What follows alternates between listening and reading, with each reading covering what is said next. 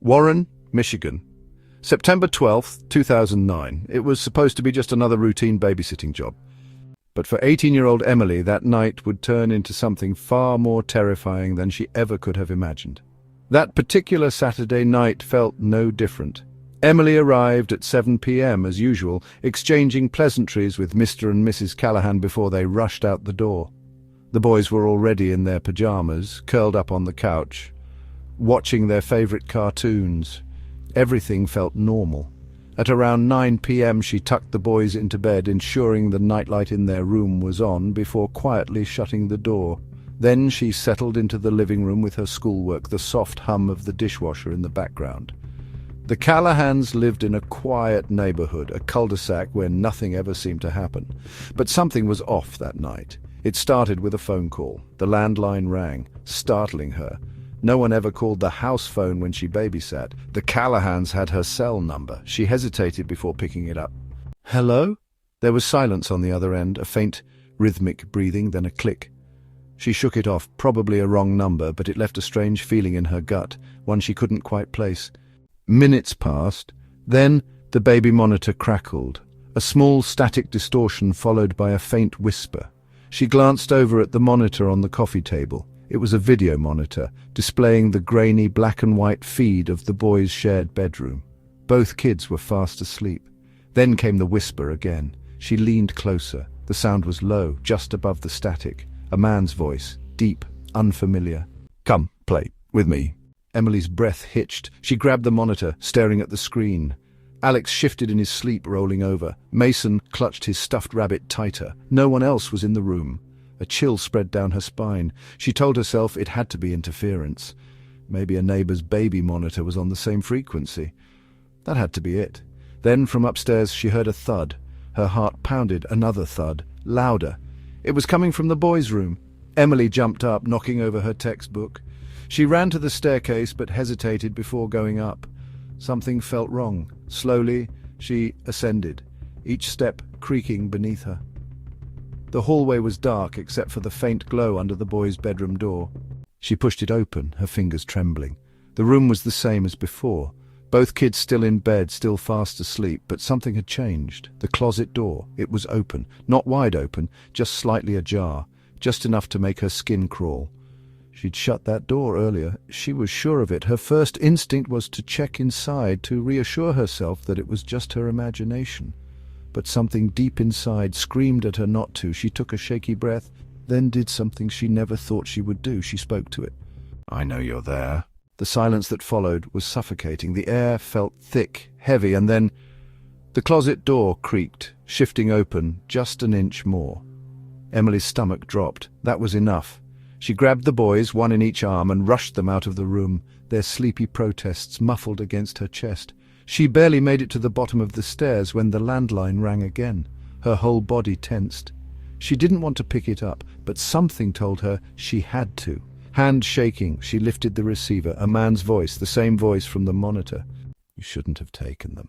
A click. Emily slammed the phone down, grabbed her cell and dialed 911.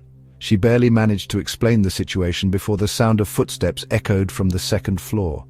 Slow, deliberate. The boys whimpered, clinging to her as she backed toward the front door, her fingers fumbling with the lock.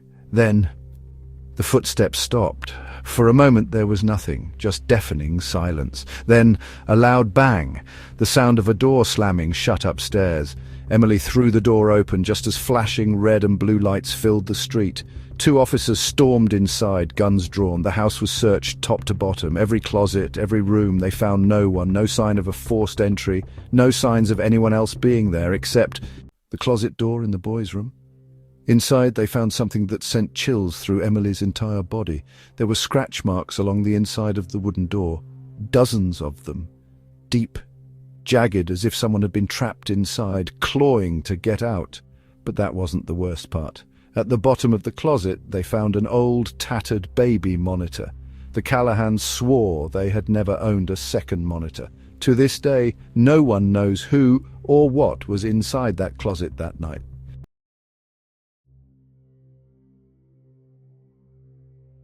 For our second story, we go to Spokane, Washington, October 17th, 2014. Megan had been babysitting for years, thinking she had seen it all, but that night, something happened that she would never forget. The Beckett family lived in a quiet, wooded neighborhood just outside Spokane. Their house was old, one of the few remaining Victorian-style homes in the area. It had charm, sure, but something about it always made Megan uneasy.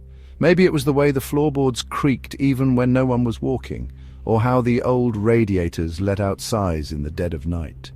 But she never said anything. It was just a house, after all. That evening, Megan arrived at 6 p.m. sharp. Mr. and Mrs. Beckett were heading to a charity gala, leaving her in charge of their 7-year-old daughter, Sophie. She was a quiet, imaginative kid, always carrying around a little red notebook where she scribbled down her stories. At dinner, Sophie was unusually quiet. She picked at her food, barely eating. "Not hungry?" Megan asked.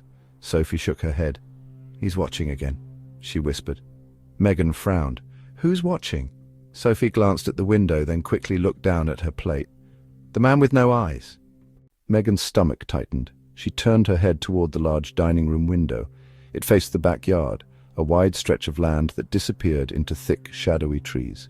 Nothing was there. "You know what my mom says, right?" Megan forced a smile. "Sometimes our eyes play tricks on us, especially at night." Sophie didn't look convinced.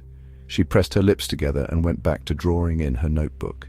By 9 p.m., Megan had tucked Sophie into bed, leaving the hallway light on just in case she got scared. The house was quiet. Too quiet. Megan curled up on the couch, scrolling through her phone. Every now and then she'd glance at the large windows that lined the living room. It was a bad habit, checking, making sure nothing was out there. Then came the sound. A soft tap. She froze. Another tap. It was coming from the window behind her. Slowly she turned her head. Nothing. Megan let out a breath, laughing at herself. It was probably a tree branch tapping against the glass. She went back to her phone. Tap. Her skin prickled. She turned again, this time standing up. The backyard stretched out before her, empty. Silent. The trees swayed gently in the breeze, their skeletal branches scratching against each other. Then something moved, just at the tree line. A shadow shifting. Megan's pulse quickened. She stepped closer to the window, pressing her hands against the glass. It was dark, but she swore she saw something, a figure standing just beyond the trees. A trick of the light, she told herself, just the way the branches moved. Then Sophie screamed. Megan spun around, sprinting upstairs. Sophie was sitting up in bed, her little red notebook clutched to her chest, her eyes wide with terror. "He's here!" she whimpered. Megan rushed to her, wrapping an arm around her small frame. It's okay, you just had a bad dream," Sophie shook her head violently. "He was at the window watching—" Megan's blood ran cold. She turned her head toward the bedroom window. The curtains were open. The backyard looked the same, dark, empty. Still, she couldn't shake the feeling that someone had been there. For the next hour, Megan stayed in Sophie's room until she finally drifted off to sleep. By the time she made it back downstairs, she was exhausted. She checked the doors. Locked, checked the windows. Secured. She was being paranoid. That was all. Then she saw it. The notebook. Sophie must have left it downstairs before bed. Megan picked it up, flipping through the pages. Most of the drawings were what you'd expect from a 7-year-old. Crude sketches of houses, stick figures, animals. But then she got to the last few pages. The drawings changed. A house. The Beckett house, a little girl inside, a dark figure standing outside the window. Then another drawing, the same figure, closer. Then one more, inside the house. Megan's breath caught in her throat. The final drawing made her stomach turn. A tall, thin figure, standing behind the couch. Behind her. A soft creak came from directly behind her. Megan didn't turn around. She grabbed her phone, her hands trembling as she dialed 911. She couldn't hear anything behind her, no breathing, no footsteps, but she felt it. The operator answered. Megan opened her mouth to speak, but then a whisper, right next to her ear. Finally. The next thing she knew, she was on the porch, breathless, clutching Sophie's notebook. The police arrived minutes later, searching every inch of the house. Nothing was stolen, nothing was broken. The doors were still locked, but every single window, wide open. Sophie's parents arrived shortly after, frantic and confused. They reassured Megan that the house had always been safe, that nothing like this had ever happened before. And then Sophie, still half asleep, mumbled something. "He lives in the trees," she said. "He watches when we sleep." Megan never babysat for the Becketts again, and she never stopped checking the windows.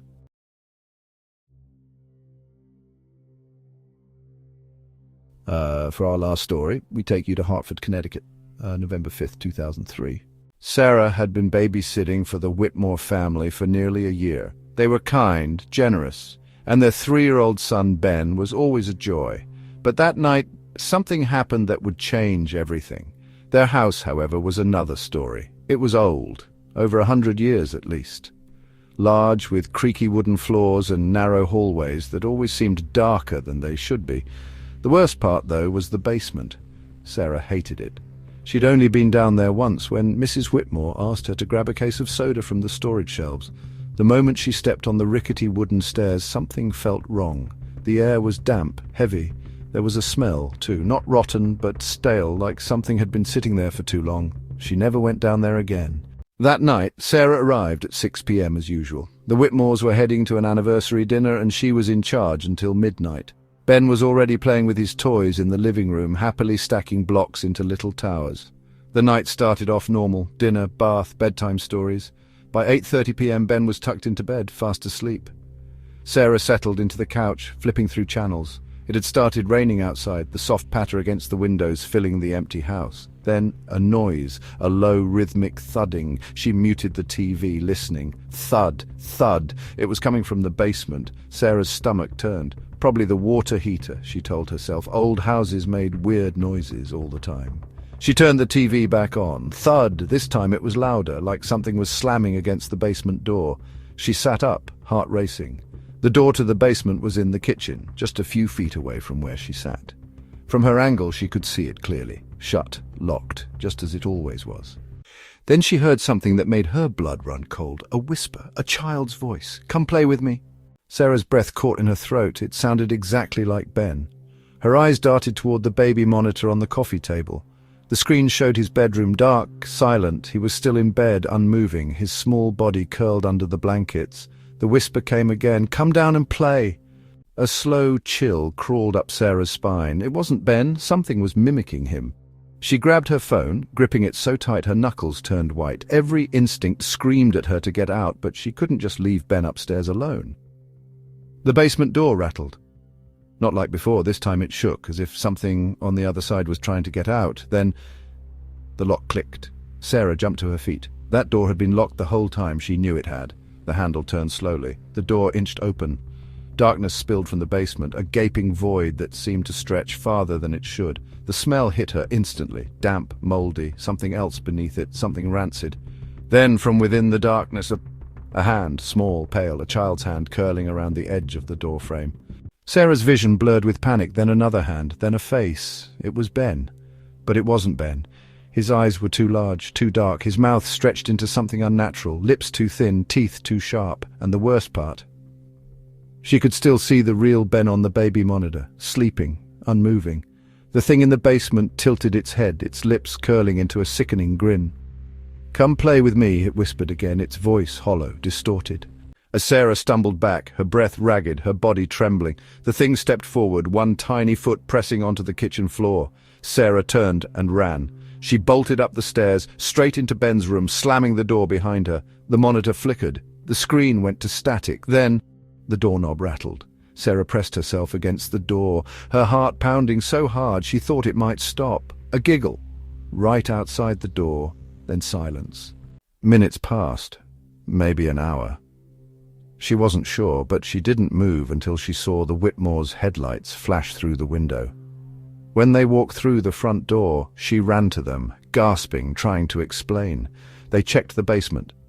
Nothing. The door was locked. The shelves untouched. There were no footprints.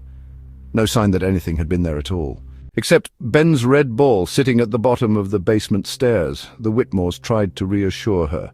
Maybe she imagined it. Maybe she fell asleep on the couch, had a nightmare. But Sarah knew what she saw, what she heard. She never babysat for them again. And she never ever looked at a baby monitor the same way.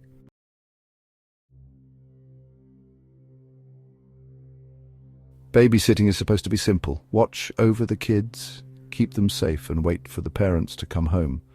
But sometimes the things lurking in the dark have other plans.